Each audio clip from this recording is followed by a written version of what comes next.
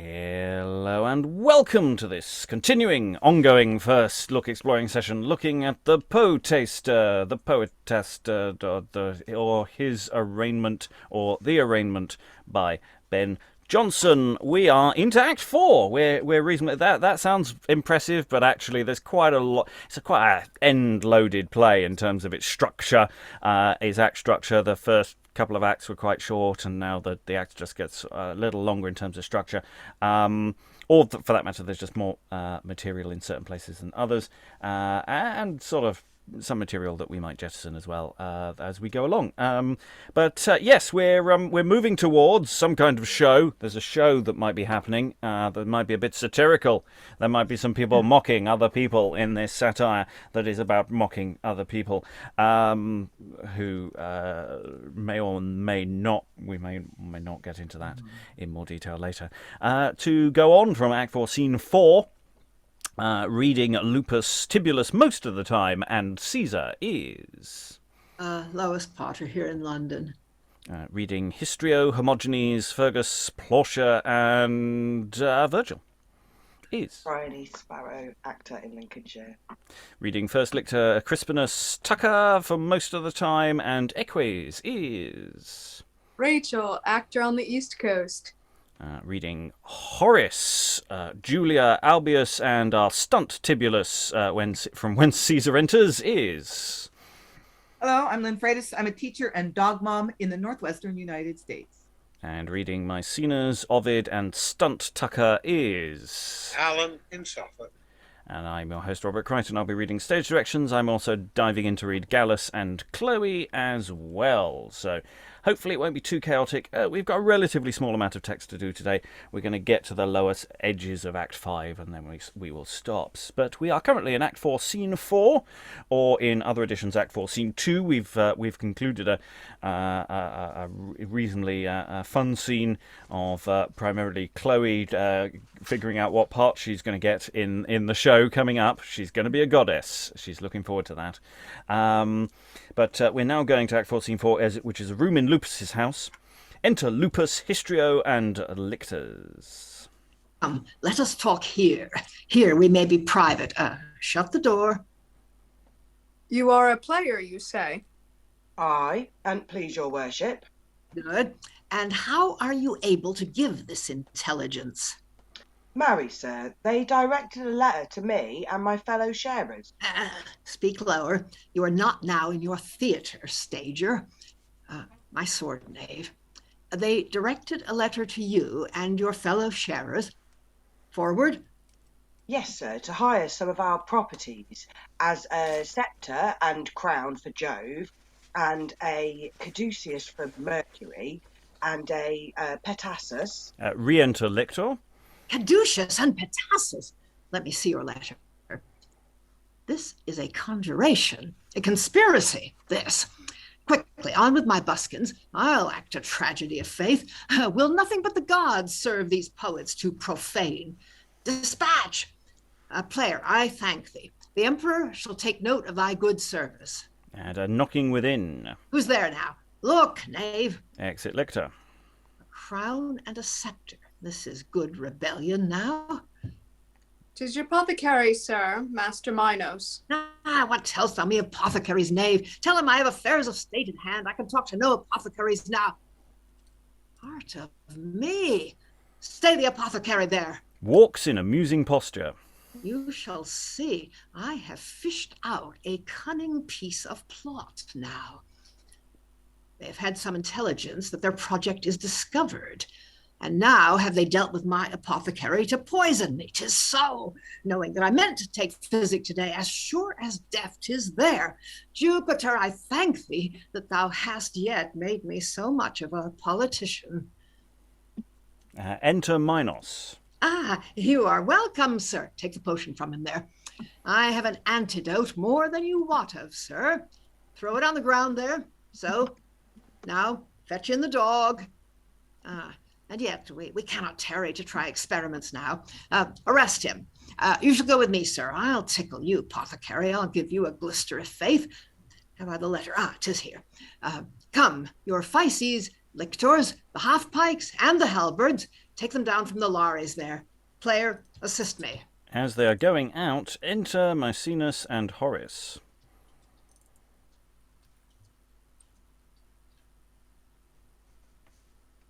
Whither now, Sinus Lupus, with this armoury? I cannot talk now. I charge you assist me. Treason! Treason!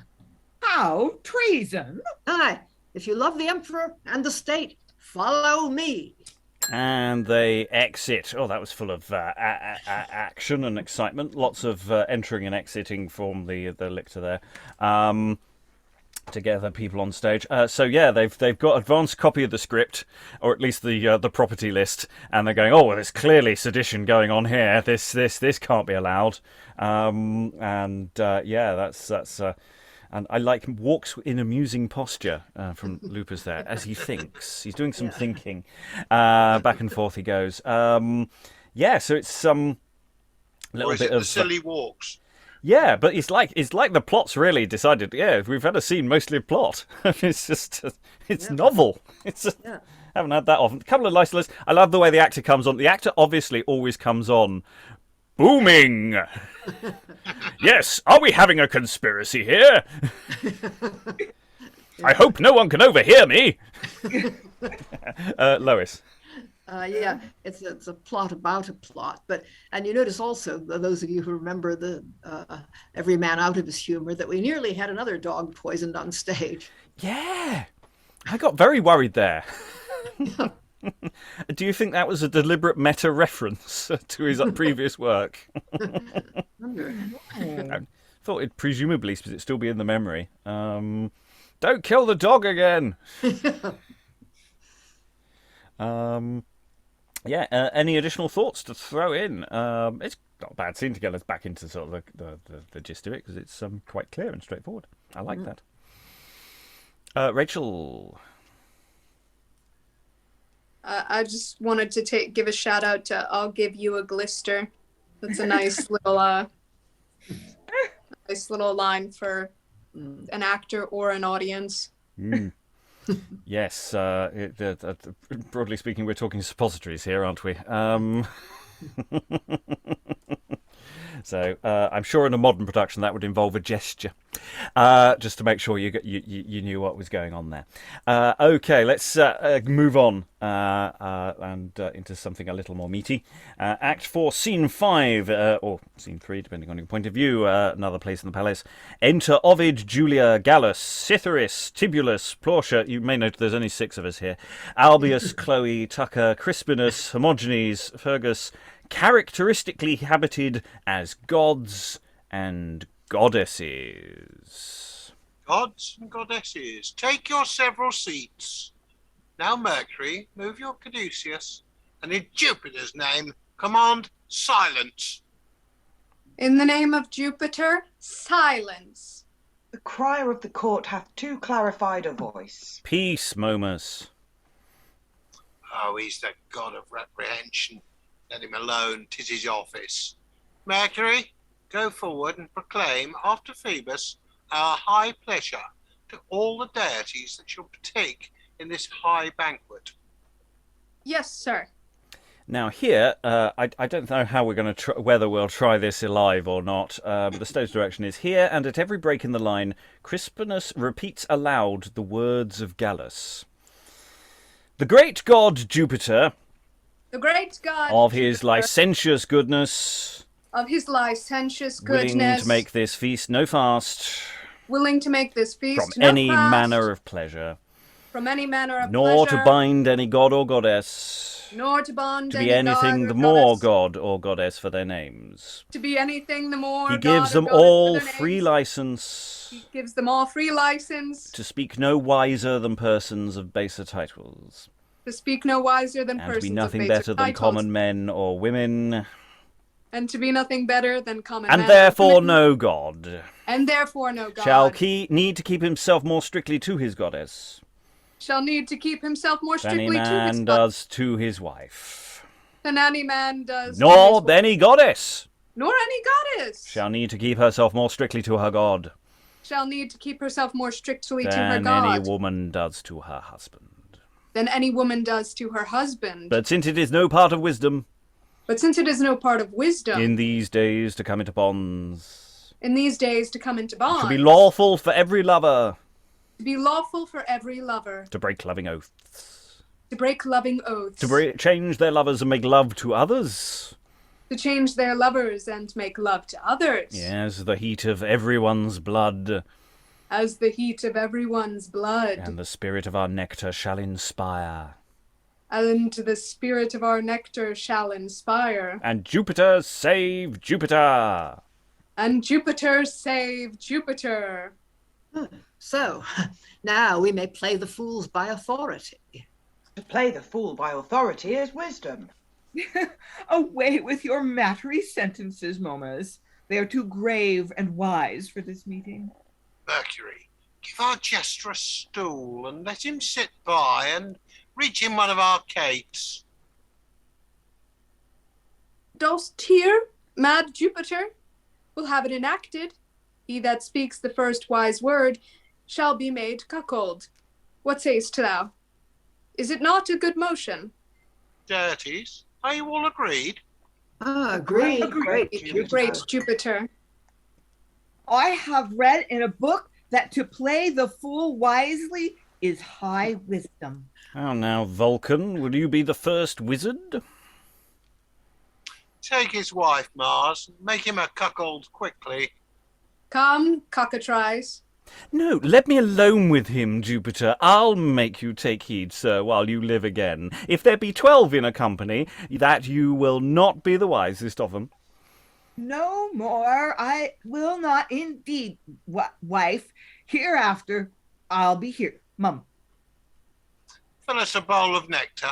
Ganymede, we will drink to our daughter Venus. Look to your wife, Vulcan. Jupiter begins to court her. Nay, let Mars look to it. Vulcan must do as Venus does, bear. Sirrah, boy, catamite. Look you play Ganymede well now, you slave. Do not spill your nectar. Carry your cup even so. You should have rubbed your face with whites of eggs, you rascal, till your brows had shone like our sooty brothers here, as sleek as a horn book, or have steeped your lips in wine till you made them so plump that Juno might have been jealous of them. Punk, kiss me, punk. Here, daughter Venus, I drink to thee. Oh, thank you, good Father Jupiter. Why, Mother Juno, gods and fiends, what, wilt thou suffer this ocular temptation? Ooh, Mars is enraged. He looks big and begins to strut for anger.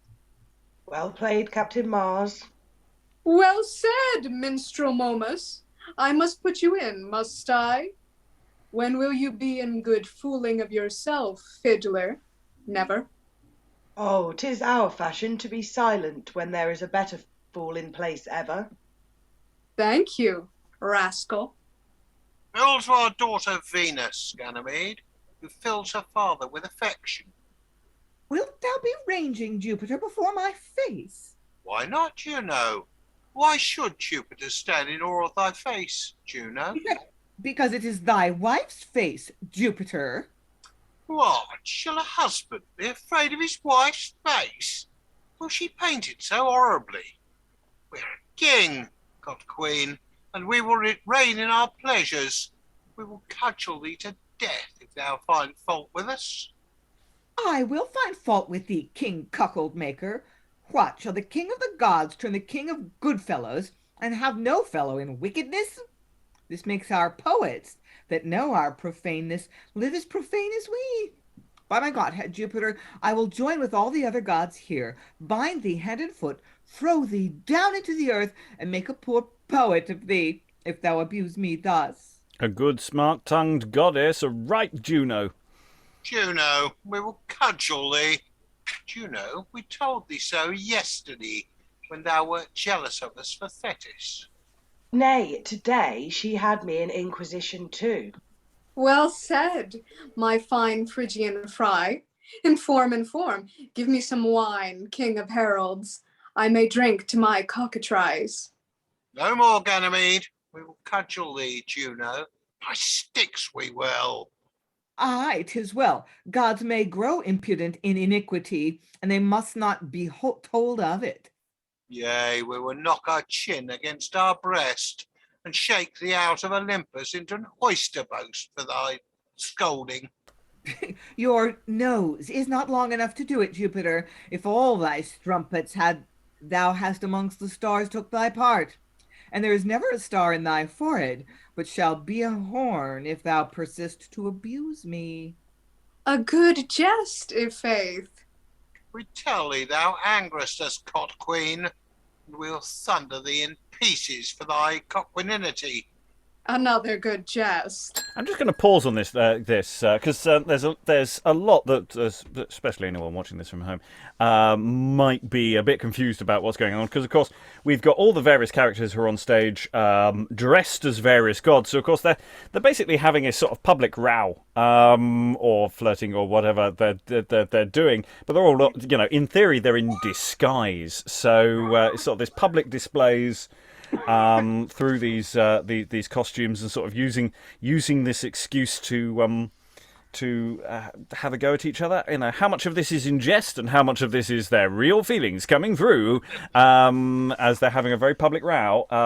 So there's initially this rather interesting exchange between Chloe and her husband and whatever's going on with Tucca, and then we've got a very what seems to be a very public row between Ovid and Julia, the various backs and forths that's going on there. What is real? What is not real? Who is doing what to whom and why? It's very unclear without seeing them in costume, which would help. Lois, then Alan, then Rachael. Yeah, the row between Ovid and Julia is very odd. I mean, I think they are meant to be madly in love with each other from everything else that they say. And I think it's more like role playing. I remember somebody telling me that if you ask a lot of inexperienced people to do role playing, they always end up being nasty to each other because somehow it's just the easiest thing to do. Yeah. Is this an elaborate game, or is it something that starts as a game and then ends up being genuinely annoyed with each other? That's how it seemed to me. But I don't know where the scene's going or where the play is going. So it might not be that. It might be just playful. Oh, I will beat you. La. I'll go to Lynn before I go to Alan and Rachael. Or are those threats of physical violence kind of weirdly eroticized? Is there like a little S&M thing going on here? Oh, I hadn't read it that way. I mean, it's just So interesting. I'm the pervert. I stopped at the close of that little exchange there with Crispinus just going, a good jest. Is it because it is a good jest, or is it because he's missing the point? Because it's Crispinus, so that's what made me think that maybe they actually are quite cross with each other and that he's just taking it the wrong way. Alan, then Rachael. Yeah, I got the feeling actually that Ovid and Julia are sticking to the script because they're staying within the known canon of the myths, which we've explored at extraordinary length in a number of plays. The others, I think, possibly are playing off private scores out with the scope of the drama itself. But then there's obvious parallels with what's going on with Mars and Venus and Vulcan here, where going to the other plot line here with Chloe, etc. But we're playing a story which involves cuckolding. So is it life imitating art or art imitating life? Where are the boundaries? Rachael. Yeah. Never mind. And before all of that, we had this this sort of introductory speech by Gallus, and with Crispinus repeating aloud the words after. So is he the clarified voice? Is it that one of them says something and the other one is announcing it to the room in a bold fashion? Is that the way it's working? Or because I think Lois asked in the chat, what does that mean as a line? And that was sort of how I read it, but I'm not sure what is the gag? What is the joke here? What is going on with Crispinus repeating the line after each time? Is he supposed to be doing it? Or is he just doing it in a weird way that's a really annoying Gallus? I don't know, because I wasn't sure how to play it. I'll go to Rachael, then Lois. I mean, if I don't know how Jonson gave his actors their scripts. If he did the cue script thing that other people did, and for this part, he just said, say what the other guy says right after he says it. Oh my God, that's such a mess. He's making an absolute garbled mess of it because it just being in front of me and the pace that you took it at, I was like, ooh. And if you just I think the joke is that you could just mess up on that, but I also don't know how right I am just because of how strict and detailed with his work that Jonson is, that he would allow for any sort of improv. Well, it's that question also, how quickly does because I was deliberately stepping on your repetitions, and I don't know whether that's deliberate or not, whether we should be waiting more, because that make it fundamentally change. Because if Gallus doesn't want you to be repeating, he'll just keep going, and you just have to keep up. But and it does make it into an interesting game. Lois. Yeah, I mean, Crispinus is playing Mercury, the herald of the gods, and I think at the beginning he is told to repeat everything that Gallus says. I mean, it is a kind of a joke in some of the medieval drama, isn't it? I seem to recall one of the Cain plays where somebody repeats, except that he gets it all wrong. I mean, he turns it all into rubbish or obscenity or whatever he can. But it's the sort of town crier idea. I don't know. It seems to me a very unhelpful idea. It just makes the whole thing go on forever. And unless there is some gag that somehow is worked into it. It seems that it must function as a gag. I don't see any reason not to do it. And you're right. There are quite a few plays that do something like this with the town crier, and either the clown deliberately gets it wrong and mishears it, or whatever. I say I don't know what the gag is here, because it partly depends on what's happening with Crispinus. Is how earnestly is he doing that? I say, and how annoyed does Gallus find it, or who's stepping on whose toes? Because you're right. The reason I tried to overlap it a bit was actually so it didn't go on forever, but also whether the breaks in the lines slightly ruin the meaning of some of it, and whether it's coming across incorrectly. It didn't seem to come across that way, but we've had gags about punctuation before, where you read the letter one way, it reads one thing, and we read it another, it reads another. Right. The Ralph Royster Doyster. Yeah. Rome. I don't think that's happening here, but I could be wrong. Right. I'll go to Alan, then Lois. I wondered whether he was actually playing with the game, again, we've seen in many other dramas of Echo. I was almost waiting for a point at which there was going to be something that where the lines on top of one another came out with a totally different meaning. I couldn't detect anything, but it's a good thought. Lois, and then Rachael. Okay, well, what I wondered was, I mean, claret is sometimes called clary, and a clarified voice could be a really drunk voice. If somebody who's drunk too much claret, that would be a possibility. Oh yes, too clarified. Yes. So if he's a bit drunk. Very good, sir. He's like senseless goodness. Rachael. No, I was just gonna say, again, about this part, if you speed it up and he's going so fast, that if you could get somebody saying, instead of the great god Jupiter, the great god Jupiter, and the longer the words are for and to be nothing better than common men or women, and then to start right in the middle of somebody. Just the at the end, you could have the other actor of Crispinus just going just moving his lips and making bizarre sounds, and it could just be that sort of game, and maybe it could fit into that drunkenness. But Lois. Yeah. I mean, the only thing I wonder about is how important is it for us to actually hear this, what he's saying, because he appears to be saying that the idea is that all the gods and goddesses are going to talk like ordinary human beings, and it's a kind of travesty, dragging everybody down to the lowest possible level. Maybe we need to know that. I don't know, but there must be some point in making this big announcement. Well, it seems to be, licensed to wife swap as well, which is sort of feeds into the next bit with Ovid and Chloe and et al. So it might be linking to that. This is all license. You can do whatever you like in theory because you're gods. That seemed to be the latter end of the text seems to be leaning into that. He gives them all free license as at the top as well. Yeah. Play the fools by authority. I don't know. Maybe each one directs lines to an opposite side of the stage or something to make sure the audience can actually hear it all. Alan. Yeah, wife swap. I mean, standard operating procedure in Greek myth, isn't it? Well, yeah, and depending which point of Rome, allegedly. Anyway, Lynn. Julia says I'll make a cuckold of you, but I don't know of a myth where Juno fools around on Jupiter, on Jove. Juno is faithful to him. She's pissed off that he's such a philanderer, but Juno never cheats on him. That we know of. Yeah. I think she's clever enough to keep it from us. Right, okay. I paused mid-scene. Lots of stuff going on.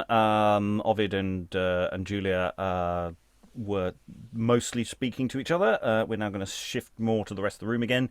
So after Crispinus has said there's another good jest, Albius takes up the cudgels. Oh, by my hammers and my cyclops, this boy fills not wine enough to make us kind enough to one another.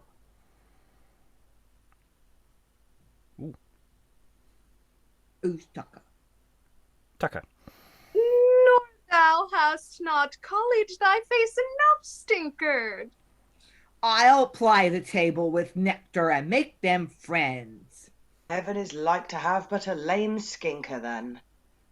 Wine and good livers make true lovers. I'll sentence them together. Here, father, here, mother. For shame, drink yourselves drunk and forget this dissension. You two should cling together before our faces and give us example of unity. Oh, excellently spoken, Vulcan on the sudden. Oh, Jupiter may do well to prefer his tongue to some office for his eloquence. His tongue shall be gentleman usher to his wit, and still go before it. An excellent fit office. Aye, and an excellent good jest besides. What, have you hired Mercury to cry your jests you make? Miss, you're envious. Why, aye, you whore's son blockhead. 'Tis your only block of wit in fashion nowadays to applaud other folks' jests. True, with those that are not artificers themselves. Vulcan you nod, and the mirth of the jest droops. He has filled nectar so long till his brain swims in it. What, do we nod, fellow gods? Sound music, and let us startle our spirits with a song. Do, Apollo, thou art a good musician. What says Jupiter? A song! Why, do, sing. Bacchus, what say you? Theories? But to this song. Sing, for my part. Your belly weighs down your head, Bacchus. Here's a song toward. Begin, Vulcan. What else? What else? Say, Jupiter. Mercury. Aye, say. Music. And Albius seems to be the one who actually sings. All right. Wake our mirth begins to die. Quicken it with tunes and wine. Raise your notes, sure out, fi. This drowsiness is an ill sign. We banish him, the choir of gods that droops again, that all are men, and hears not one but nods. I like not this sudden and general heaviness amongst our godheads. 'Tis somewhat ominous. Apollo, command us louder music, and let Mercury and Momus contend to please and revive our senses. More music. Then in a free and lofty strain, our broken tunes we thus repair. And we answer them again, running division on the panting air. To To celebrate this feast of feast of sense, sense, as free from scandal and as offence. offense. Here is beauty for the eye, For the ear, sweet melody, ambrosiac odors for the smell, delicious nectar for the taste, for the touch a lady's waist. which doth all the rest excel. Aye, this is Waketus. Mercury, our herald, go from ourself, the great god Jupiter, to the great emperor Augustus Caesar, and command him from us, of whose bounty he hath received the surname of Augustus, that for a thank offering to our beneficence, he presently sacrifice as a dish to this banquet his beautiful and wanton daughter Julia. She's a cursed queen, tell him, and plays the scold behind his back. Therefore let her be sacrificed. Command him this, Mercury, in our high name of Jupiter Altitonius. Stay, feather-footed Mercury, and tell Augustus from us, the great Juno Saturnia, if he think it hard to do as Jupiter hath commanded him, and sacrifice his daughter, that he had better do so 10 times, than suffer her to love the well-nosed poet Ovid, whom he shall do well to whip, or cause to be whipped, about the capital for soothing her in her follies. And we're going to pause there just before Caesar arrives into the scene. Lots of stuff going on. We've got a song. We're always waiting for a song. It's a boys' company. What else would we be here for but for people to sing? I'm liking, Lynn, what you're doing with Albius, because he does seem to be getting very, very drunk, doesn't he? You're my best mate, you are. You two, you should get together. Yeah. I love you guys. My wife, you should get together with him. Yeah, you know. And then everyone's getting very, I'm a bit sleepy now because I've drunk too much. Wake up. Let's play some tunes. Lois and Rachael. Yeah, but I think Ovid and Julia are getting into some really compromising positions in that last exchange. I don't know what they're doing, but it's kind of like Antony and Cleopatra or something, love games and talk about bondage and all sorts of stuff. Yeah, again, it feels like they're goading each other almost, to the extreme of go tell your her father that she's up to all sorts of things. No, tell this terrible poet guy, and of course I think it's fine if in their mind they're not actually sending for Caesar and Caesar just arrives by accident, which is what happens, seems to be what's happening here. So it's like there's a sort of nice oh shit moment at the moment he turns up. I was thinking it's an oh shit moment. That's exactly. Yes. Yeah. Rachael. Yeah, right after we went and came back to the scene, I got what that joke was about with Julia as Juno saying she would cuckold him.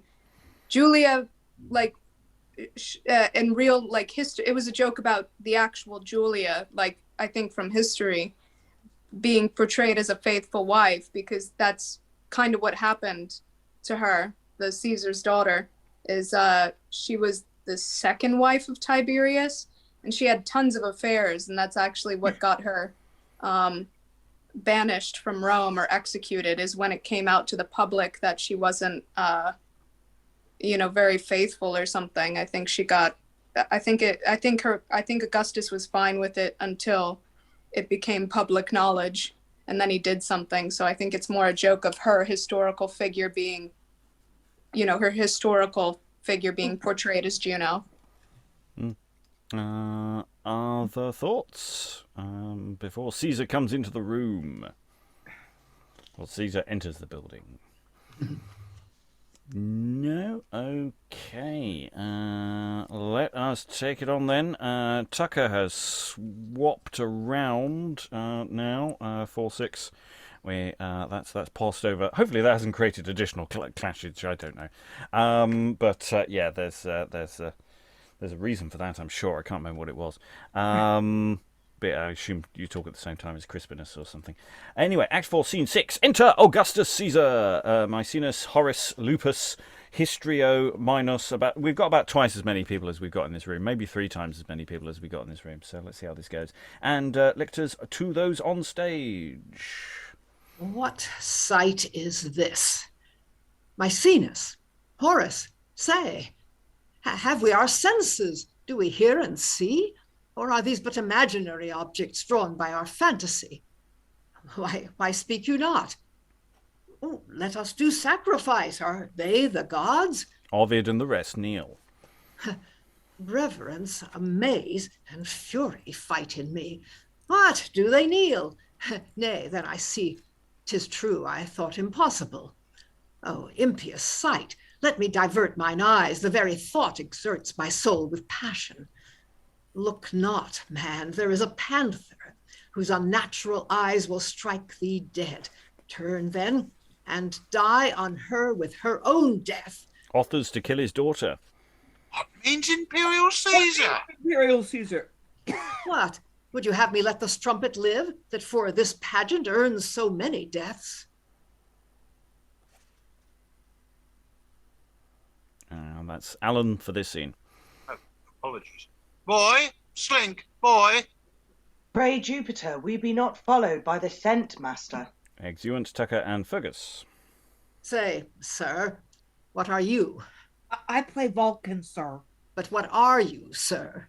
Your citizen and jeweler, sir. And what are you, dame? I play Venus, forsooth. I ask not what you play, but what you are. Your citizen and jeweler's wife, sir. And you, good sir? Your gentleman, parcel poet, sir. Exit Crispinus. Oh, that profaned name. And are these seemly company for thee, degenerate monster? All the rest I know, and hate all knowledge for their hateful sakes. Are you, that first the deities inspired with skill of their high natures and their powers, the first abusers of their useful light, profaning thus the dignities in their forms, and making them, like you, but counterfeits? Oh, who shall follow virtue and embrace her, when her false bosom is found naught but air? And yet of these embraces, centaurs spring, that war with human peace and poison men. Who shall with greater comforts comprehend her unseen being and her excellence, when you that teach and should eternize her, live as she were no law unto your lives, nor lived herself but with your idle breaths?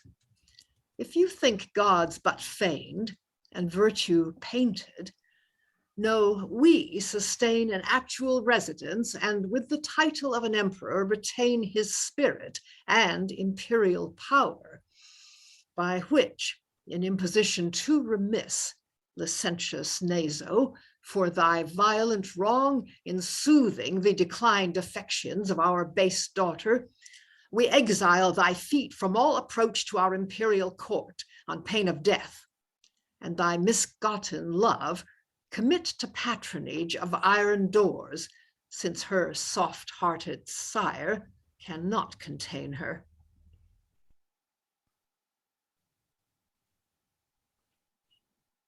I think Crispus's line is misplaced here. Yes, I think just skip it. Go straight to Mecaenas. Oh, good my lord, forgive.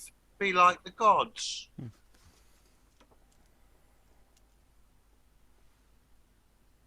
Let royal bounty Caesar mediate. There is no bounty to be showed to such as have no real goodness. Bounty is a spice of virtue.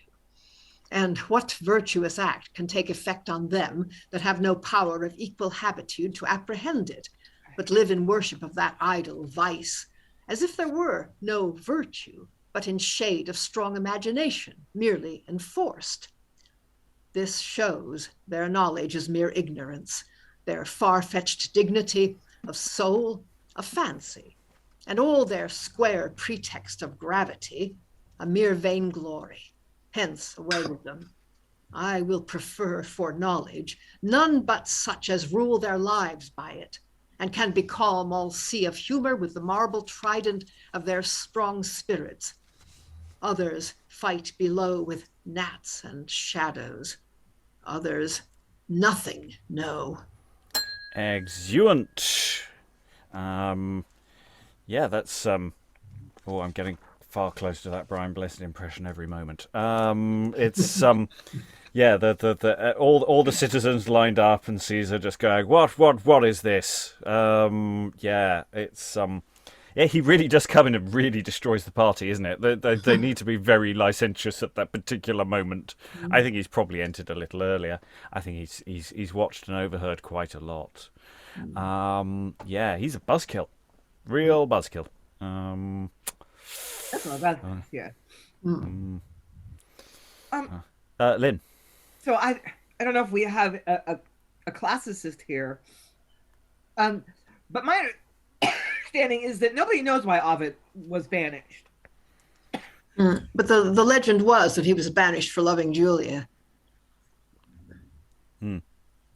I mean, actually, this does sort of raise an interesting question at this point of, how do we categorize this play? Because you could argue it's a history play. It features an awful lot of historical characters. It doesn't directly contradict history so far. I don't think so. It may be playing up to sort of legend more in terms of the Ovid side of things. But so far Caesar seems very Caesar-y. Julia seems quite plausibly Julia-y, and as I say, as far as we know about figures like Ovid and Horace, etc. So could we call it a history play? Would we put it next to, a Sejanus in repertoire? Then again, would anyone put a Sejanus next to anything in a repertoire? Yeah, that's just a little thought I'd throw in. Rachael. I mean, the thing about him loving Julia might have been like a thing of one of those sarcastic remarks, because I mean she was thrown out for having extramarital sex and things like that. So it might be one of those things like who hasn't. But it could also be, on the other hand, like if it was true that she was a very intelligent person, like I think Augustus got her the best education in Rome. Like he got the best people from Rome to educate her. So I don't know. It depends how production would want to interpret that, or if it's even relevant to production. I don't know. Oh yeah. I mean the place of men and women in Roman society is reasonably unfair. So I say I don't know.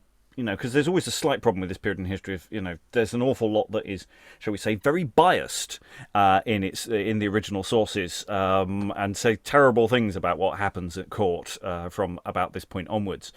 This is why getting your history from something like I Claudius is really dangerous, because it's based on some of the most biased sources ever. It gives you a very good outline of what's going on, but it doesn't necessarily mean it's all true. So some of this is based on rumour as much as what we might call pucker and just pure propaganda. Romans were very good at writing propaganda against each other's different factions and parties.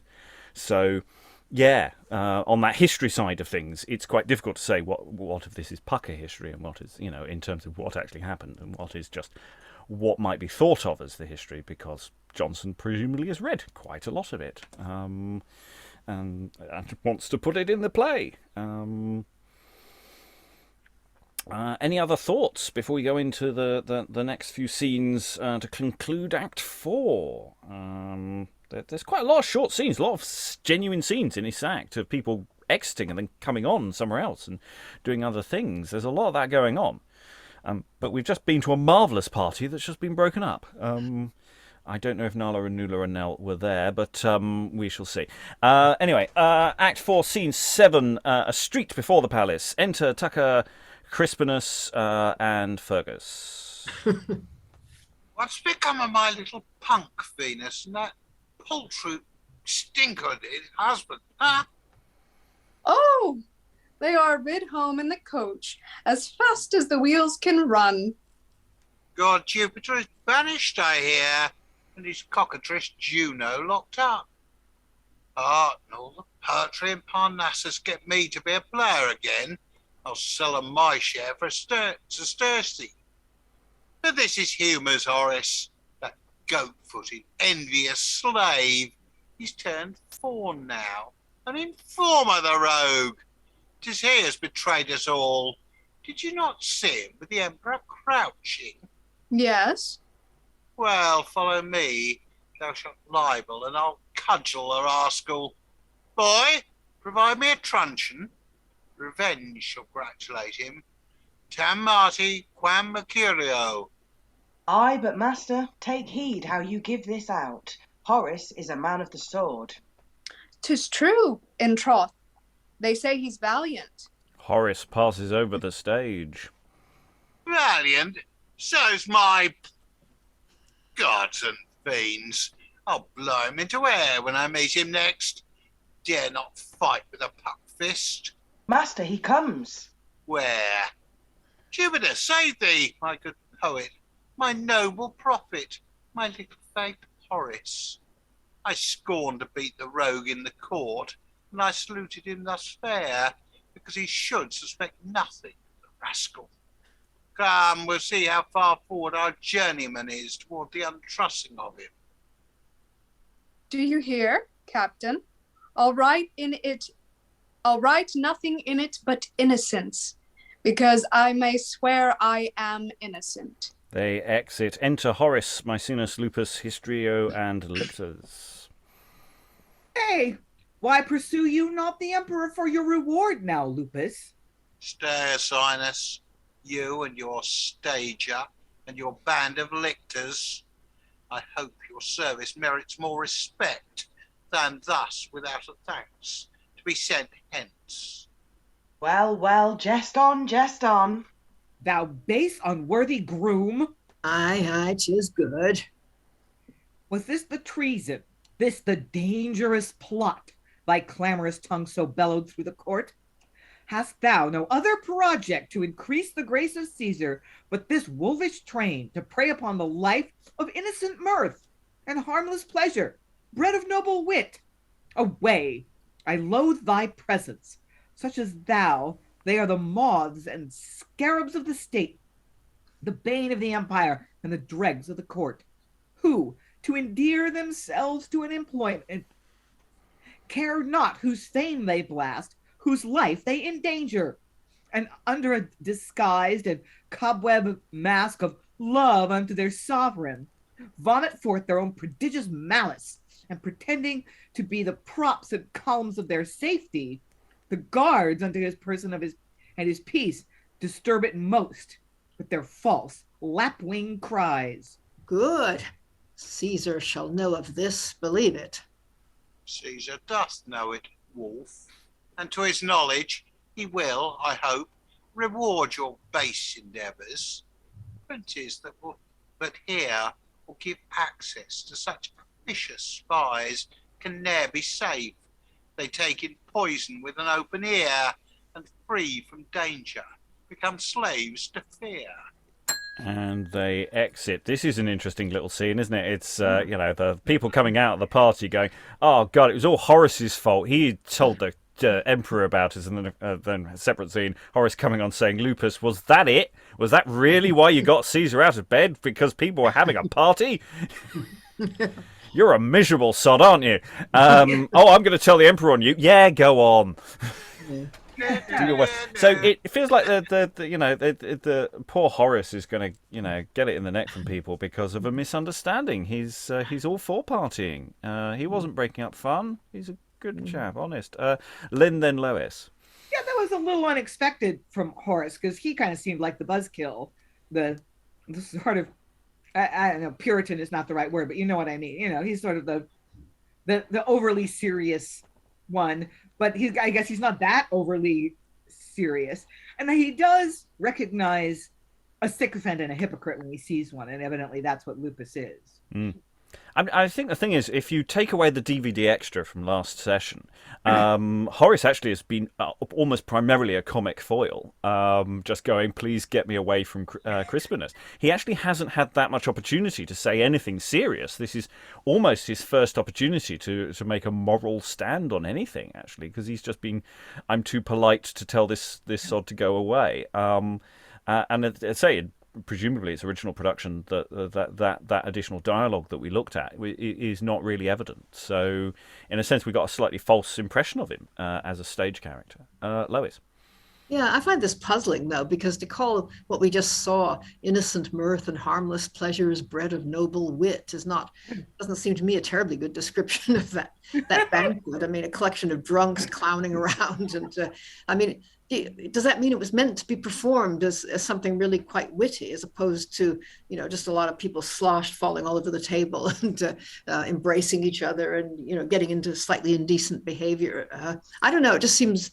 You keep wondering if they've seen the same thing. Well, I don't know. Was Horace really in the room for much of it? Did he just enter with Caesar?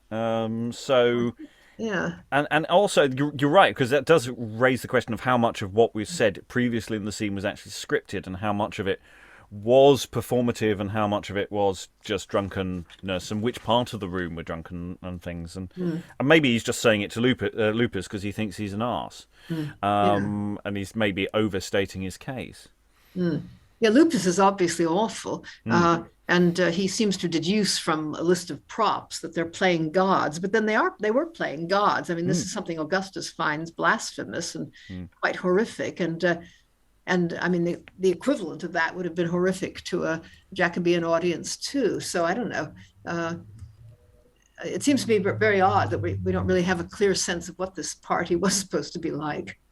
Yeah, I think that's a production thing to test out that in rehearsal, how far you push that and how far the reactions are. We'll see what other reactions we get to it in a moment. Rachael. I mean, I think you could play it one way or the other, where they aren't sloshed or where they are sloshed, but that breeding noble wit, I mean, he says like breeding, so it could talk about their pedigree and he's talking about their noble wit. And if they were literally, I mean, they were, swinging kind of, they were couples kind of swinging there. So I think he could even be saying, even if they were so drunk that they wound up having kids from it, that if they're all nobles, they're still having nobles, so they're still of good breeding, if that makes sense. And it's just kind of one of those things where he's saying everything's permissible because of their rank, maybe, or just very tongue-in-cheek, or maybe I'm reading too into it and it's just Jonson wants that double entendre there. I don't know if Horace is saying that what they were doing was witty. That they were pleasures bred of noble wit. So it might be just bred of their let them blow off some steam. You call that a party? I've been no. Lois. Yeah, I was going to say that the breeding works the other way. I mean, it's wit that breeds the pleasures, and whether it breeds anything else, I don't think he really is getting into. I mean, it's interesting because, Ovid and Horace were living at about the same time, but they don't really meet in the play. And I guess this is the only indication that Horace thinks highly of Ovid as a poet, but it's very brief and sort of sketchy.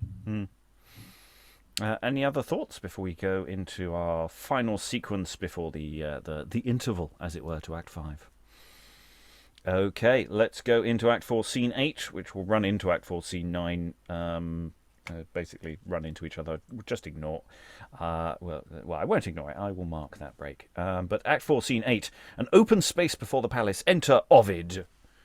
Banish the court. Let me be banished life, since the chief end of life is there concluded.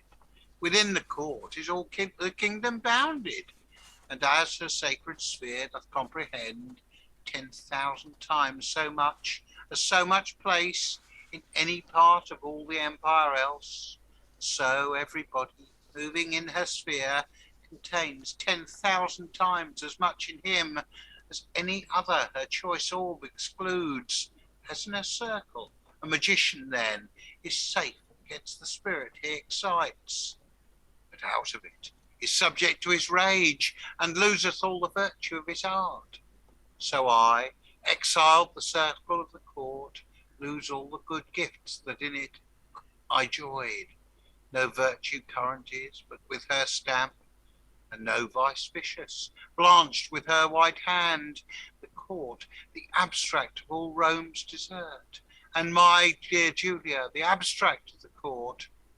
Methinks now I come near her, I respire some air of that late comfort I received, and while the evening, with her modest veil, gives leave to such poor shadows as myself to steal abroad, I, like a heartless ghost, without the living body of my love, will here walk and attend her, for I know, not far from hence she is imprisoned, and hopes of her strict guardian to bribe so much admittance as to speak to me, and cheer my fainting spirits with her breath. And Julia appears above at her chamber window. My love, Here, heavenly Julia, here and not here. Oh, how that word doth play with both our fortunes, differing like ourselves, both one and yet divided, as opposed. I high, thou low. Oh, this our plight of place doubly presents the two lets of our love, local and ceremonial height and lowness. Both ways I am too high and thou too low. Our minds are even yet. Oh, why should our bodies that are their slaves be so without their rule? I'll cast myself down to thee. If I die, I'll ever live with thee.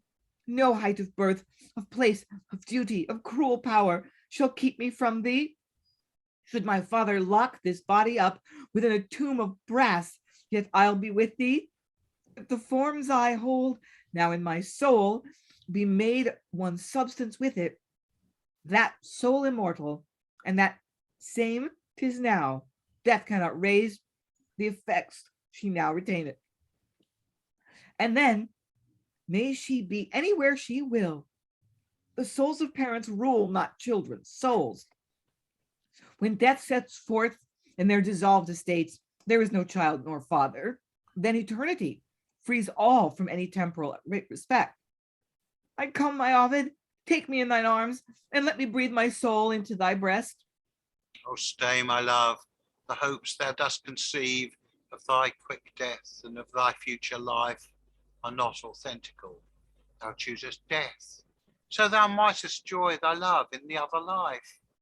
But no, my princely love, when thou art dead, thou only must survive in perfect soul, and in the soul are no affections. We pour out our affections with our blood, and with our blood's affections fade our loves. No life hath love in such a sweet state as this. No essence is so dear to moody sense as flesh and blood, whose quintessence is sense. Beauty, composed of blood and flesh, moves more and is more plausible to blood and flesh than spiritual beauty can be to the spirit. Such apprehension as we have in dreams, when sleep, the bond of senses, locks them up, such shall we have when death destroys them quite. If love be then thy object, change not life. If high and happy still, I still below, close with my fortunes, in thy height shall joy.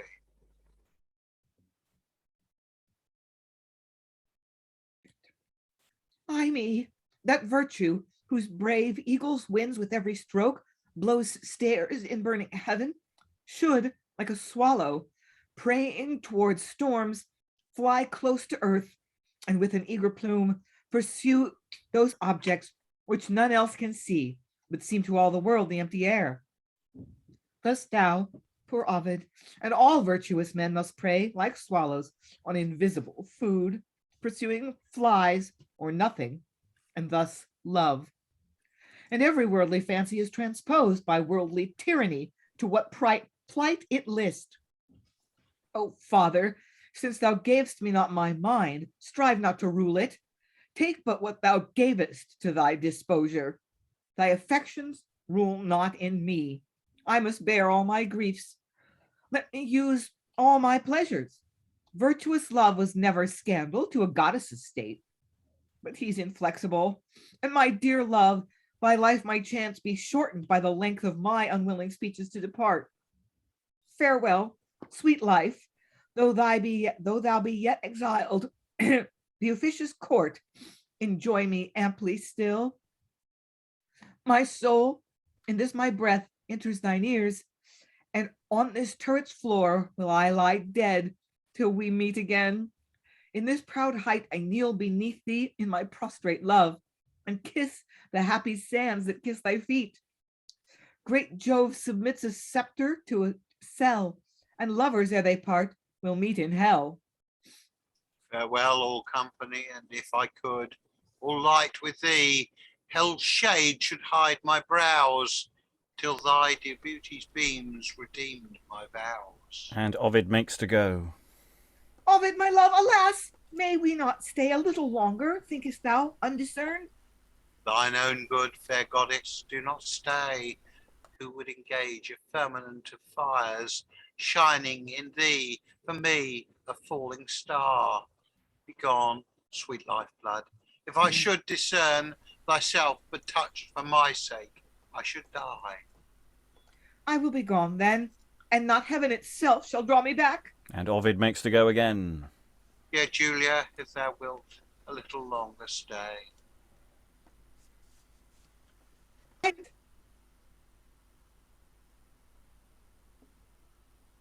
Oh, an internet gremlin stole your line there, Lynn. I am content. O mighty Ovid, what a sway of heaven could not retire, my breath is turned back. Who shall go first, my love? My passionate eyes will not endure to see thee turn from me. If thou go first, my soul will follow thee. Then we must stay. Ay me, there is no stay in amorous pleasures. If both stay, both die. I hear thy father, hence my deity. And Julia retires from the window. Fear forges sounds in my deluded ears. I did not hear him. I am mad with love. There is no spirit under heaven that works with such illusion. Yet such witchcraft kill me. Ere a sound mind without it save my life. Here, on my knees, I worship the blessed place that held my goddess, and the loving air that closed her body in his silken arms. Vain of it, kneel not to the place nor air, she's in thy heart. Rise then and worship there. The truest wisdom silly men can have is dotage on the follies of their flesh. And exit Ovid. End of the act. It's an odd one, isn't it? Because it's a nice sort of scene in its own right, but it like the earlier DVD extra scene, it sort of doesn't fit because we've not really had lengthy demonstrative love scenes between Julia and Ovid. He sort of mentioned it earlier, and they've done stuff impersonating Juno and Jove, but we haven't had this, and now suddenly we have it in spadefuls. So in terms of the shape of the play, it feels really out of balance. But maybe it follows reasonably well on from, we have a lengthy opening of the scene, which is all party and Caesar breaking the party and everyone runs off and everyone's upset. And that actually maybe as it flows, it actually makes more sense than it does with us stopping and starting, that we've sort of broken up the rhythm of it all. And that actually it sort of closes off the end of it's the bad taste at the end of the party. Savouring to it, but it does feel sort of oddly out of whack with the rest of it. Lynn? Yeah, I agree with all of that. I think you need it structurally because Caesar comes right back on, so you need to break up Caesar's no, because you have that scene with Horace going, well, I hope you're satisfied, Lupus, you screwed everything up. Yeah, I mean, my tendency would be to keep a really, really edited down version of it. As you say, like tonally, it just seems really one of these things is not like the others. And the other thing is, as a love scene, I find it a little chilly and unpersuasive. But there's stars in burning heaven, or with our typo, stairs. I will love you till your Stanner stair lift will take you all the way. Sorry, No, it's not your fault. It was a typo in the script. but still, if I think about it, Lynn, come on. All right, sorry. Well, it sort of made sense, but then it doesn't when you get to the later expansion on the thought. The 70s, Stairway to Heaven, right? Yeah. But yeah, we get to firmament fires and shooting stars, etc. later on. So yeah, it's quite important to establish that early on. Lois. I agree. It's extremely odd. I mean, the relationship between Ovid and Julia so far has been mainly more almost like a parody. I mean, they've been clowning around and flirting and play acting, and then suddenly this is presumably the real them. What's odd too is that something that I think Hermogenes playing Momus said at the beginning of the fun banquet was that I think that to play folly, play folly well is the truest wisdom. And it gets repeated by Albius, who doesn't seem to realize someone has just said it, and says, I've just read that playing folly well is the truest wisdom. They all make fun of him. And then this scene ends with Ovid saying, the truest wisdom silly men can have is to dotage on the follies of their flesh. I don't know. I just wonder if there is something going on here, but I don't really quite get it. Yes. I mean, is it supposed to be a sort of... is it supposed to actually be a comic scene on some level? I mean, I don't see how you could quite spin it that way. But is it supposed to be an over-the-top version of this kind of romantic goodbye? We will never see each other again. Kind of farewell thing. That it doesn't read that way, but maybe it would work that way. But I think I think it might work at pace with the previous scenes. Acting as a sort of hangover, it's like at some point suddenly reality breaks through the party, and Julia has a bucket of water poured over her. I think because as I said, Ovid hasn't been very present since that opening sequence. He's been about, and Julia has never really been present. She's been on a lot, but. And has been important in scenes, but she's never driven scenes in the same way as other, say Chloe or other characters have. So it's interesting structurally. As say, Rachael. Nope. Okay. Well, we're going to go into Act 5. We've had a little bit of an interval. The hangover's over. As we're going to... Well, I say the hangover's over. The ultimate party buzzkill is about to re-enter. So Act 5, Scene 1. Apartment in the palace. Enter Caesar, Maecenas, Gallus, Tibullus, and Horace, and Eques Romani. We... that have conquered still to save the conquered, and loved to make afflictions feared, not felt, grieved to reprove and joyful to reward, more proud of reconcilement than revenge, resume unto the late state of our love, worthy Cornelius Gallus and Tibullus. You both are gentlemen, and you, Cornelius, a soldier of renown, and the first provost that ever let our Roman eagles fly on swarthy Egypt, quarried with her spoils.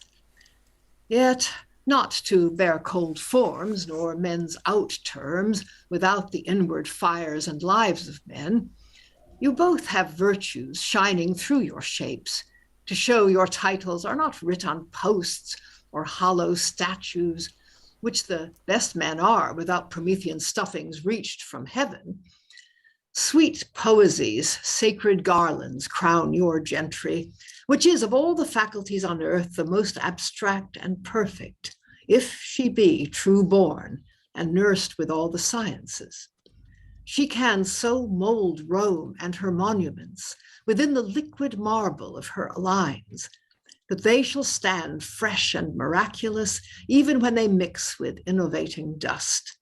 In her sweet streams shall our brave Roman spirits chase, and swim after death, with their choice deeds shining on their white shoulders, and therein shall Tiber and our famous rivers fall with such attraction that the ambitious line of the round world shall to her center shrink to hear their music.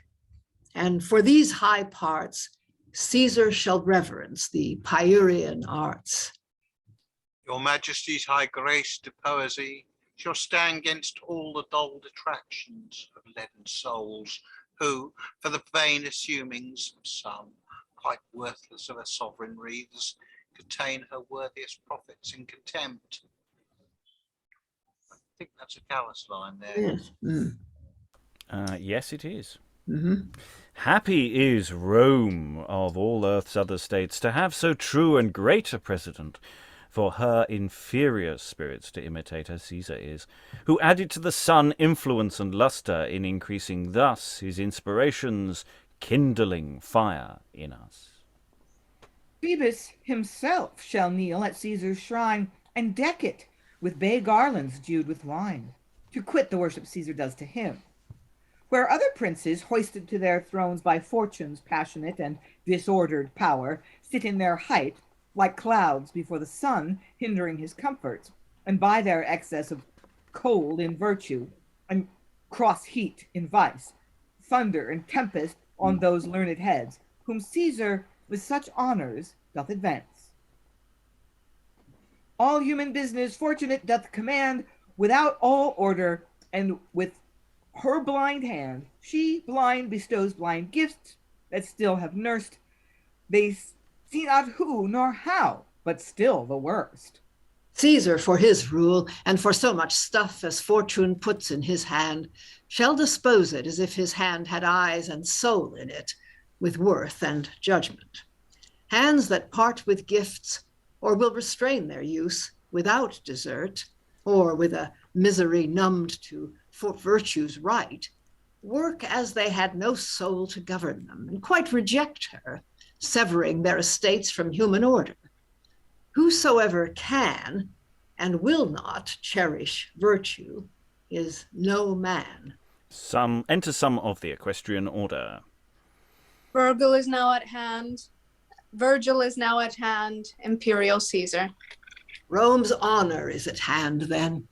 Fetch a chair and set it on our right hand, where 'tis fit Rome's honor and our own should ever sit.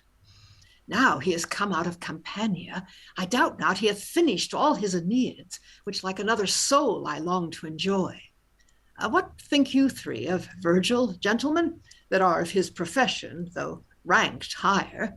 Or Horace, what sayest thou, that art the poorest and likeliest to envy or detract? Caesar speaks after the common men in this, to make a difference of me for my poorness. And if the filth of poverty sunk as deep into the knowing spirit as the bane of riches doth into an ignorant soul. No, Caesar, they be pathless Moorish minds, that being once made rotten with the dung of damned riches, ever after sink beneath the steps of any villainy. But knowledge is the nectar that keeps sweet the perfect soul, and even in the grave of sin. And for my soul, it is as free as Caesar's.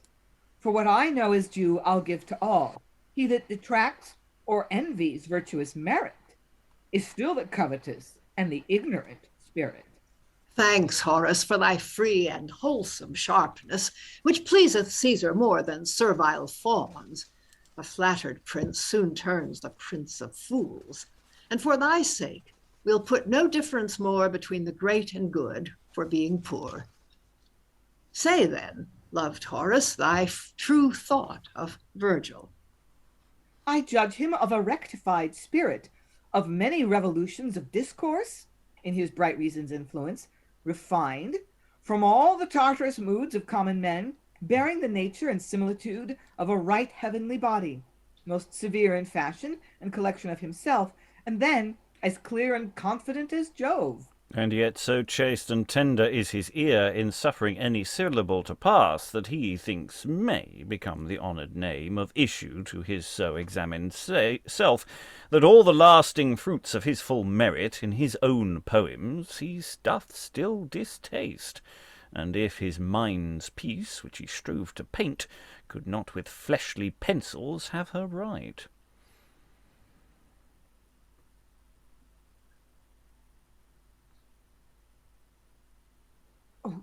It's me too. Sorry.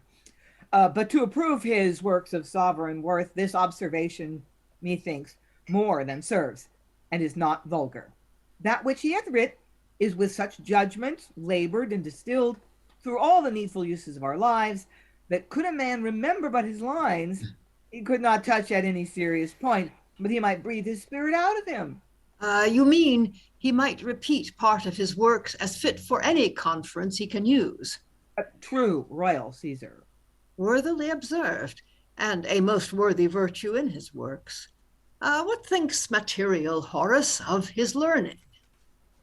His learning savors not the school-like gloss that most consists in echoing words and terms, and soonest wins a man empty name, nor any long or far-fetched circumstance wrapped in the curious generalities of arts, but a direct and analytic sum of all the worth and first effects of arts. And for his poesy, 'tis so rammed with life that it shall gather strength of life with being, and live hereafter more admired than now. This one consent in all your dooms of him, and mutual loves of all your several merits, argues a truth of merit in you all. But then Virgil enters. So, yes, the scene opens with Caesar going, making some general comments, and then news that Virgil's arriving, and then it becomes, it's the book club, isn't it? Yeah, it's got to be said that Caesar doesn't do parties, does he? It's the closest he gets to is a book club. That's sort of that's the difference between him and his daughter.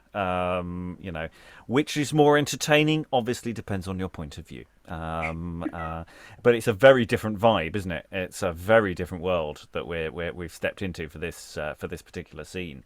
It's all in verse. The last scene was all in verse as well, whereas we've been mostly feasting on prose. But yeah, we're in verse to discuss verse, I suppose. That seems appropriate. I assume Virgil wrote in verse. I'm not actually sure. Lynn? Yeah, it's all in verse, and it's also very hypotactic. Lots of clauses within clauses and sort of parentheses and digression. It's like the syntax is really hard to follow. Whereas the first three are the first fourth of the play that we did seemed like so lucid and modern and easy to read and easy to follow. And here it's just like, I'm looking for a main verb, period, and I didn't find it. Sorry. Yes, I have to say I was finding Gallus quite difficult to scan on just a cold read. I'm sure with a bit of work it will dig out more, but it's not easy stuff. It's not easy stuff in the way that the prose definitely is. There are occasional impenetrable bits of prose, but it's usually because it's striving for effect. You know what the general what's going on. It's just often because it's this sort of comic verbiage that it becomes a little opaque, but you get the general sense, whereas here I'm not sure. I'm often striving for the general sense amidst the verse. Rachael? I think this is just an issue with Jonson, as he over edits and he adds things there, and when you do that, it sometimes blurs the through line in the meaning in a short thing, like even in a short thing like that. Sometimes, like that Gallus thing, it feels like at some point he went over it and went over it again and added something in, and then added something in, and that's what makes it hard to move through some of this stuff and perceive that meaning, because even if some other poets have these like endless parentheticals, sometimes you can still get them on a first read or second read because they knew what they wanted to say, and he always feels like he's figuring it out and trying to say some philosophical thing. I don't know. I think if you unpack the verse, there is a clear through line through this. I don't know how worked it is. I mean, we don't know. I don't know that there's how different the different texts are in terms of working of lines as opposed to just additional material. I suspect actually that the actual individual sequences are very similar. I don't think he's necessarily gone back and reworked, but he may have done. We don't know. Lynn? I wonder if there's just a hint of sort of self-parody here. Because Caesar comes on, he drones on and on about, I don't know, something. And then Mecaenas and Horace, and to an extent Tibullus, engage in some pretty high-level ass-licking, like, your majesty's high grace to poetry, and, oh, Phoebus himself shall kneel at Caesar's shrine. And then later on, Horace is like, oh, so you think what everybody else thinks, that because I'm poor, I'm not as good. And Caesar's like, oh, you know that I don't like flatterers. Yeah. Again, once again, it's this question of tone. Is this actually a serious scene, or is this not? I mean, that's always the possibility that we're actually missing something here. Lois?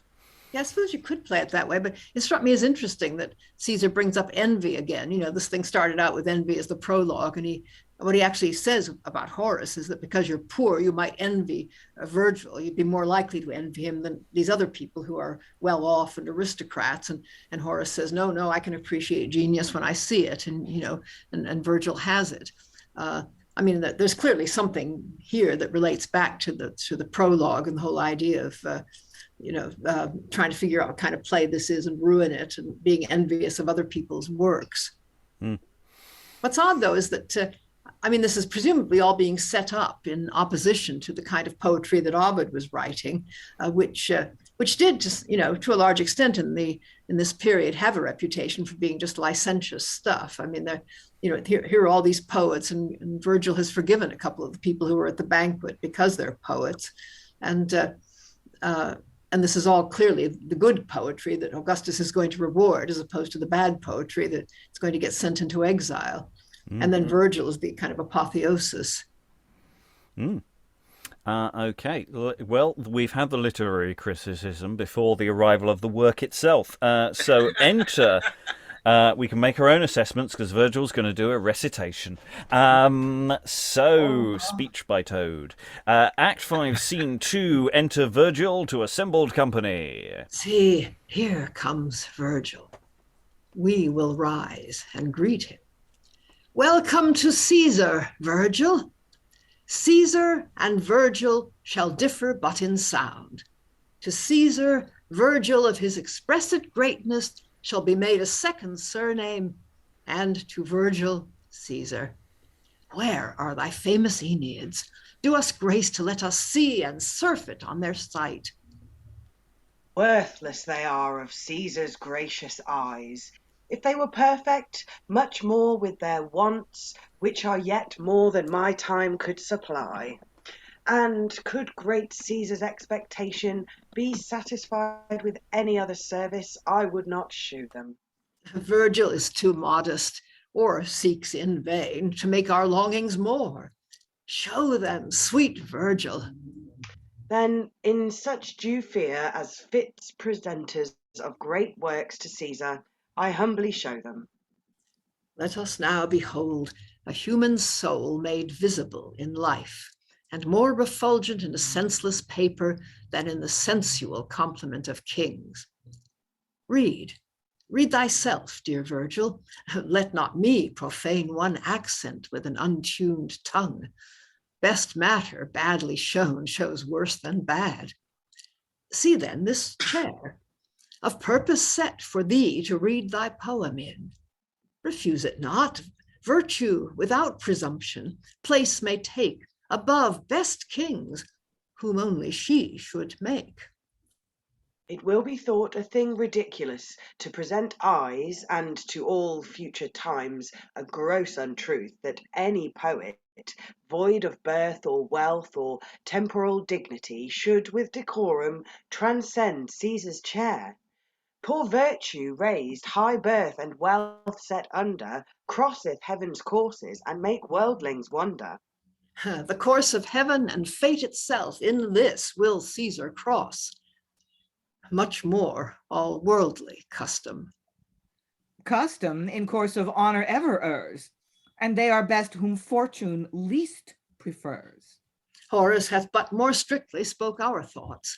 The vast rude swing of general confluence is in particular ends exempt from sense, And therefore reason, which in right should be the special rector of all harmony, shall show we are a man distinct by it from those whom custom rapteth in her press. Ascend then, Virgil, and where first by chance we here have turned thy book, do thou first read. Great Caesar hath his will. I will ascend.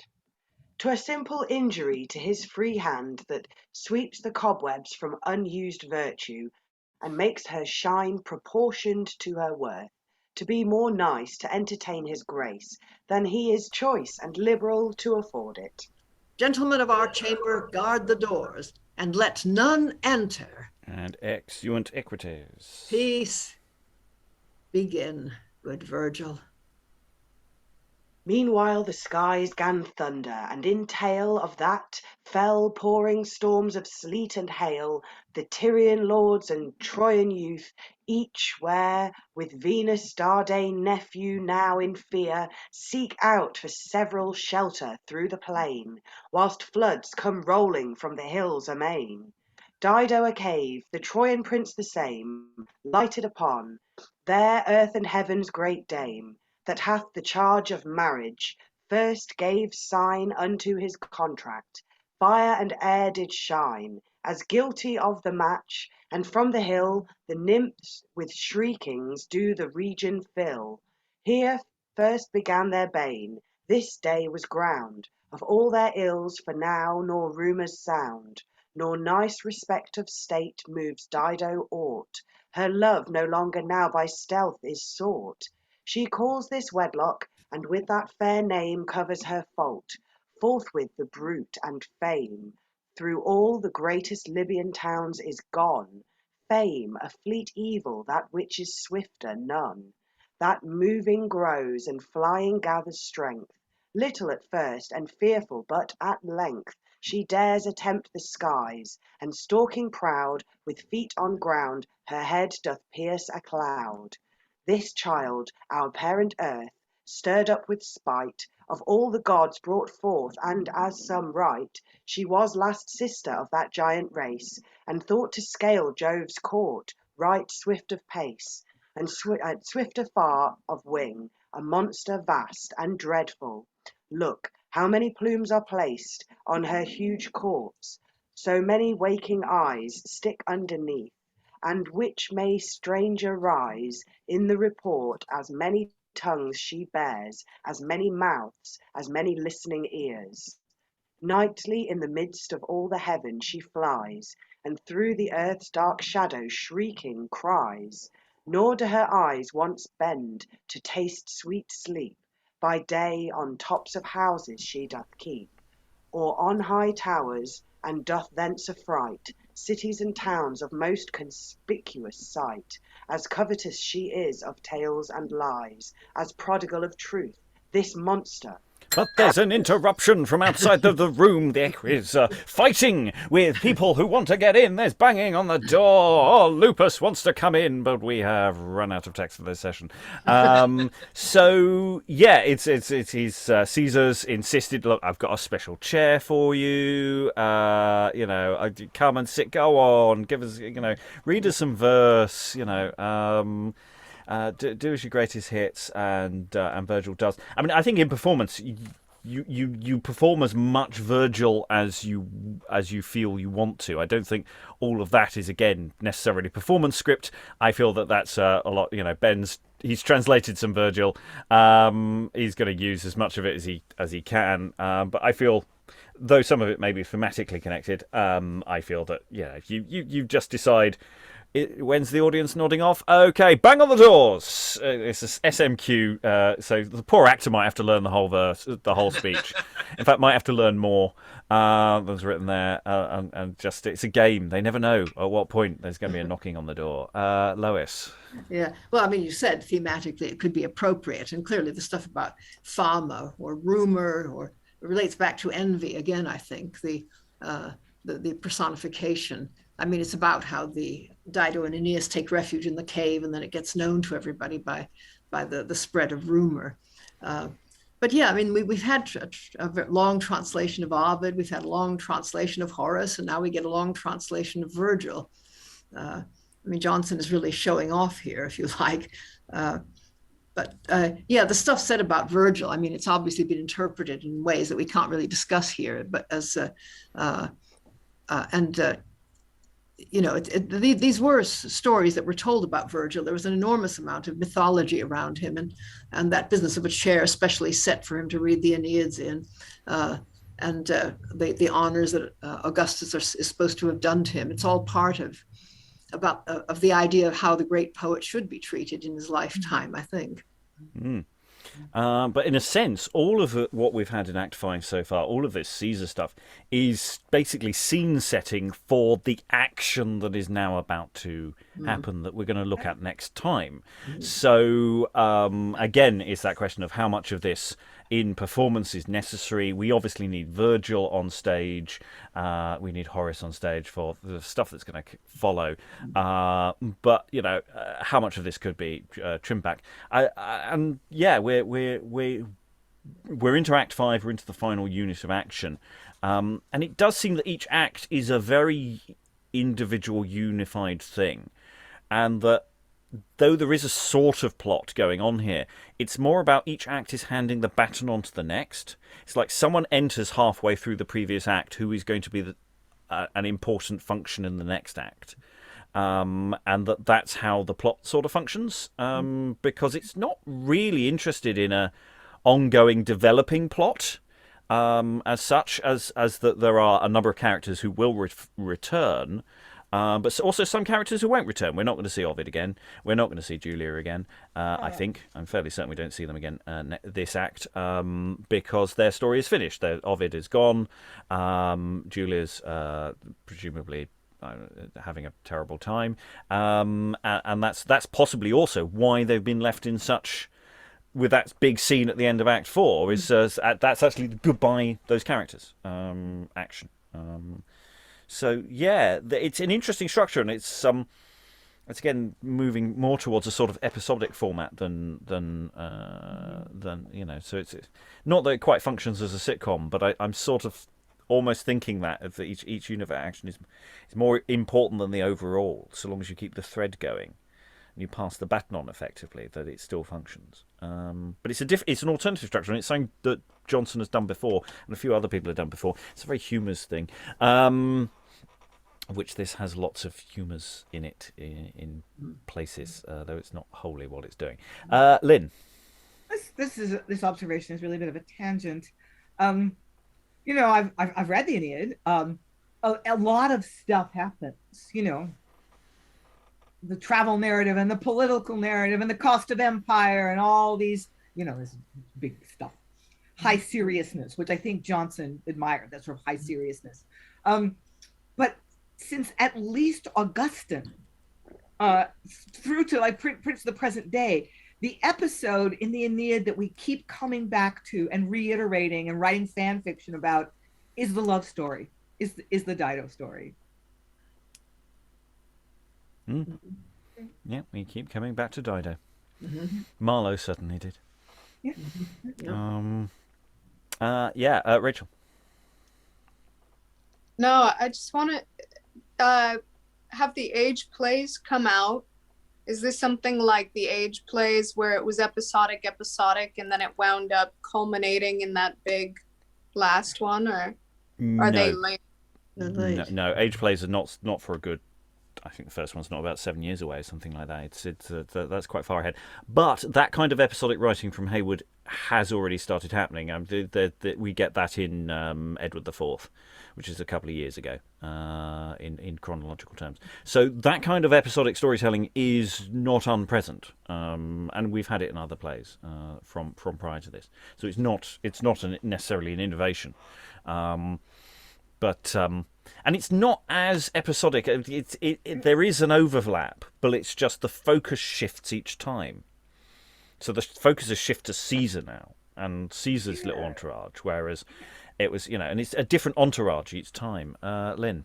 Yeah, and the tone shifts and the genre shifts. But I think it's a really good observation that those shifts take place at the scene, at the act breaks, which would have been a little break in the action in production, maybe not very long, but a little music, trim the candles, clear the stage.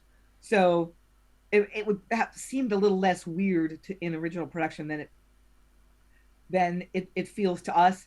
But still, the sort of shift to this like seriousness in the verse and stuff like that after the first couple of acts, which were so fun, a kind of ancient setting for a city comedy. Yeah, I'm getting a little impatient with it. More stuff will happen. More. There will be there will be action. Action will occur. And I say, in terms of stage time, this is not necessarily, epic amounts of time that we've gone through this. It just feels like it. Yeah, but that's also because I'm stopping and starting, and I'm making you talk about it, and things, and also because we haven't made any cuts yet. Cuts will happen. It's the way of the beast. Any other thoughts on this scene or this act before we go into final thoughts? Okay, so yeah, I'm definitely that's my thesis on this thing of the sort of switching place each time, switching focus each time. It's an interesting. Once you sort of accept that, then it sort of all starts making sense in my mind. Actually, it's flowing a lot better. And in that sense, it makes a very logical. I think there's an interesting question about presenting it, whether you actually, how much you sort of mark each of those act breaks, do you find a modern way of, even if it's just for a few minutes, to just let everyone take in a different place, because it's otherwise it can be very fast moving, and then of course it's like. And you're right. It's like it's fast moving, and then it's really not. I don't know how fast that verse moves. I don't think it's actually slow. I think you make it slow, but I don't think it actually is. But it's slow for a first read because it's quite tricky to pass. Anyway, final thoughts. Briony, are you feeling you're with it yet? Are you feeling? Are you there yet? I'm trying really hard, but I'm not. I nearly was for a bit, and then Caesar came and ruined it all, like a big party pooper.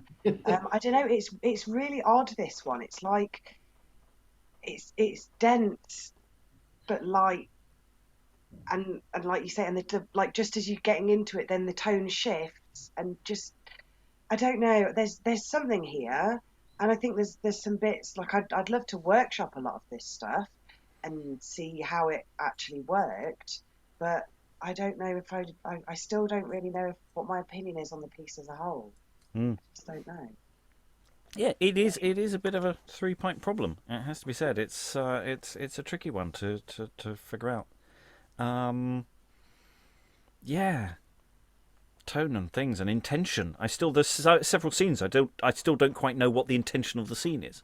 It's like that whole the fun party with Julia, etc. What are people playing at certain points in that? What are they physically doing at certain parts of that? I still don't really know. It's like how far is Tucca getting, or the other one getting in terms of and what's Chloe doing physically? There's all sorts of questions that are sort of rising there. Lois, any final thoughts? Yeah.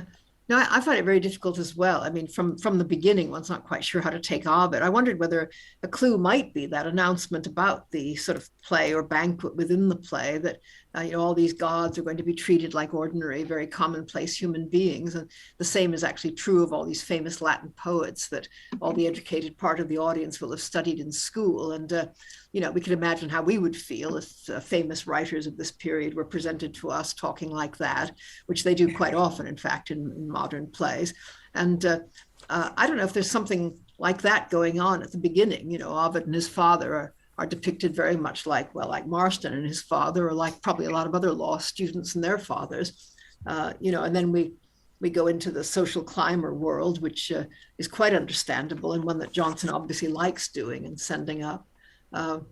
and then we get this really weird banquet, which I think would be terribly difficult to do. I mean, everybody there with props, all this elaborate stuff. I mean, fortunately, the gods were easily recognizable by the particular props they were holding. So I suppose it wouldn't be a huge burden on the costume department. But I don't know, the whole thing, then we get the scene between Ovid and Julia, which could be a parody of something. And then we get the depiction of Caesar, who at one point just seems intolerably puritanical, and then seems to be being offered as an example of what the good ruler should do for the arts in a good society. Yes, because Caesar turns up and he is a killjoy. It's like he just turns up with this massive bucket of water and just goes, fun? No. Also, he's about to fun. kill Julia. I mean, if they hadn't stopped him, he might have killed her, his own daughter. I mean, really. Yeah. And I was saying, we won't see Ovid or Julia again. We're not going to see quite a few people again. Actually, I don't think we see Chloe again or her husband, who were our favourite characters. I think it would be fair to say. I mean, I did really like that bit when when he's going up along the line and going, and what are you? Who are you playing? Yeah. You're Venus. You're playing Venus. Oh, right. Yes. But who are you? Yeah. Not. He doesn't like theatre. Yeah. Yeah. Alan, any final thoughts? I'm still trying to find a through line on the whole thing. I mean, there's some lovely episodes in it. There's some beautiful writing, but I'm just not quite sure what it's for. Well, I think the through line is primarily thematic, and again, plays don't necessarily have to have a through line. That is one conception of how a play or a thing like this functions. What we're getting is a world, and we're getting different aspects of that world. Again, it's going to that sort of humorous thing of you zone in, or a slice of life. You zone in on a different area, and you see very different worlds and very different people, even within the same society. That, in a sense, is its through line. Is its lack of through line is its through line. Yeah, and I think the other thing is there's an awful lot of it, which is just to use one of Briony's phrases, Jonson doing a lot of willy waving. He's a showy offy thing. His intellectual willy. Yeah. Again, up to a point is the question of how much of those bits of text are performative and how much of that is more printive, as it were. I'm not sure. Lynn, any final thoughts? Yeah, let's talk a little bit about through line and unity and stuff. Many years ago, I was in a play by an American playwright. It's just a series of monologues for women. It's kind of dated now, so it isn't done much anymore. But it got done a lot because, particularly in small theaters, you have more actresses than you have parts for them. Anyway, so unrelated monologues. Everyone's a little kind of kooky and odd, but there's no real theme or anything. And we got finished with rehearsal the week before we went into dress rehearsals, and the director says, "Guys, we have a show. I can't even explain how it works, but it's a show. It's a production." So sometimes texts will surprise you in performance, the way they cohere. So there's that thought. And my thought earlier in this conversation was, if we're looking for a through line, a way in, I think my pick would be social satire. We're satirizing everybody, Caesar included. Maybe that wasn't Jonson's intent, but I think that's kind of what happens. So, you cut a bunch of these scenes way down. The goodbye scene between Julia and Ovid, it's touching. It's very poetical, but it needs to be about a fourth that length. The bits with Caesar, edit. And then we'll see what the last fourth of the play does for us. But right now, my through line is we're kind of critiquing everyone. We're kind of making fun of everyone. Because, of course, yes, there is an additional layer to this text, which is the satire of very specific people and individuals of the time, which there's no point us discussing that because they're all dead and we haven't met them. We might. It's trivia as far as this text is concerned in terms of production of this text. Because most of the audience won't know this is supposed to be X and this person is supposed to be Y. It's fun to chat about, but it doesn't help make the show sing for anyone who's bought a ticket, unless you decide to find an analogue in a modern day person and you do that. But I don't know if there is a decent one that would work for anyone.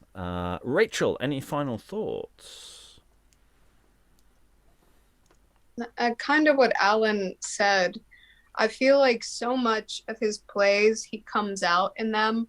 And I see so much of his persona and ego and what he thinks writing should be, and whatever sort of argument he's trying to have that drama should be.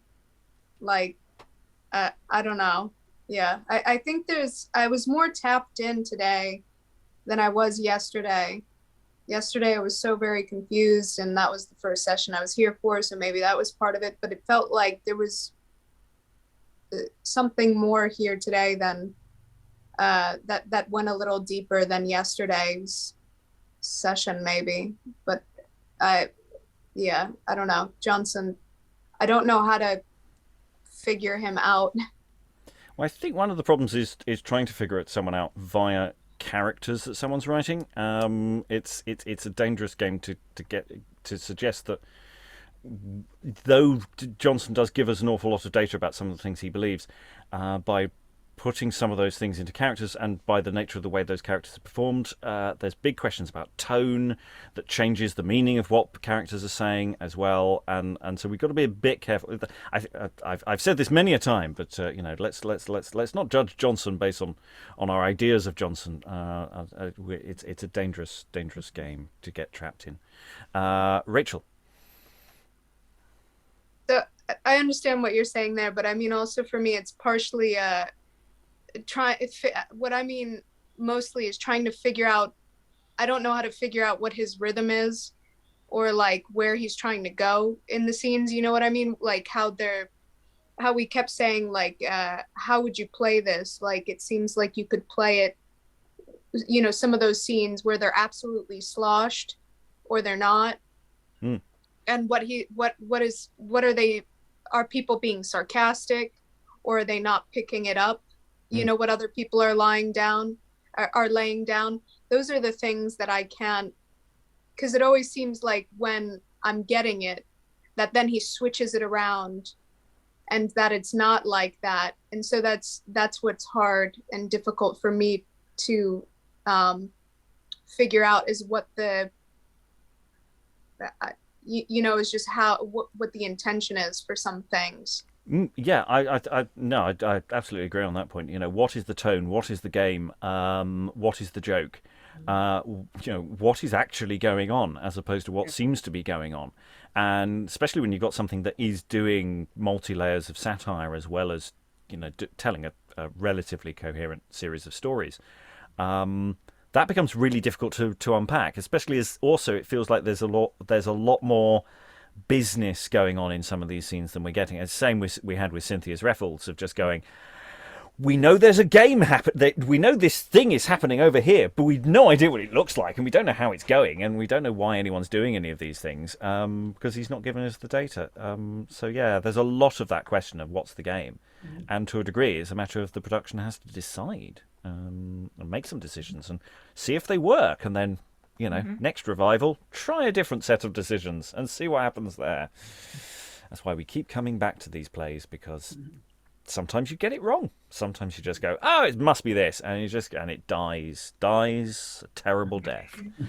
Lois, do you want to jump back in? Well, the trouble is that a great deal of what the play is about seems to emerge in the final session, which I won't be here for. But I also can't anticipate it. I suppose the only thing I could say is that, given that we're really we're very close to the reign of James I, and that they must have known something about what he was doing in Scotland. I mean, that at one point, as James VI, he did have a collection of poets around him, apparently, who were called the Castalian Band, and to some extent saw himself as a real patron of the arts. And so there could be a kind of suggestion in particularly the scene we just saw, that this is a kind of model for what he might like to do when he comes to England. History is moving on. Change, it is a coming. Lots of people are making inquiries and looking to the north to find out what might be coming, because it's not an unknown probability of James coming onto the throne. Lynn. Yes, so I want to jump back a little bit in the conversation to this question of, we keep trying to find ways into these plays and, picking an approach or a way of doing it. And sometimes it's just wrong. Yeah, maybe. Yeah, I mean, I have seen that. It's just like, you didn't understand the play. You didn't. But that's actually, I see that happen more with more contemporary stuff, 20th and 21st century things. Like, yeah, you didn't understand how that play worked. Sorry. And I think, I've said this before, I really think there's kind of a secret formula, and that's to have fun. As long as the actors and the director believe in what they're doing. Oh, this is fun. Now, wait, watch this. This is going to be great. Watch. It's going to fly to a certain extent. Your eyes is like, it was weird, but I kind of had a good time, because like they were having so much fun. I just couldn't not have fun. So, and that's what concerns me about this third movement is that it's not so fun anymore. So I think my inclination would be like impose some fun on it, make it mocking Caesar and mocking his pretensions and mocking the sycophancy of the people who are like, oh my God, Phoebus is going to worship at your shrine. You're so cool. To keep that sort of fun going. Yes, and again, with that question of tone, what's going on in that Caesar scene, and how sycophantic are people around Caesar? There's lots of things that we can't really answer until tomorrow, when we have done the next and final thrilling installment, plus DVD extras that come with the close of the play. Otherwise, till then, all that remains is to thank all these wonderful readers for all their wonderful reading. Thank you very much, and goodbye. Valiant, so is mine arse.